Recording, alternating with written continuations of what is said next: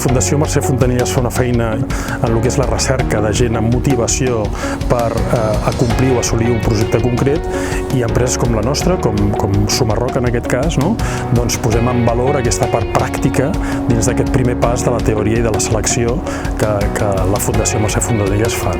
Això ens dona l'oportunitat de que tots els col·laboradors i col·laboradores de la nostra casa tinguin també un interès que vagi una mica més enllà, diguem-ne, del que és pròpiament faig una feina. Si no faig una feina que pot tindre una atribució positiva posterior, no només amb el camp, a través d'aquests projectes de biodiversitat que tenim, sinó també amb impacte social.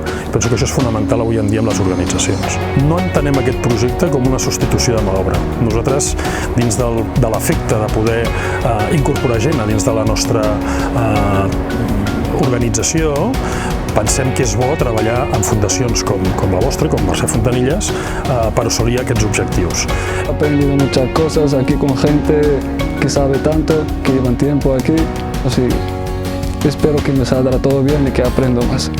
Articular diferents activitats com a empresa que poden, a part d'aportar el que nosaltres estem fonamentalment creats per, que és sobreviure econòmicament com a companyia, podem aportar un benefici que vagi una mica més enllà, amb impacte social, amb impacte econòmic, amb impacte ecològic, doncs és molt important.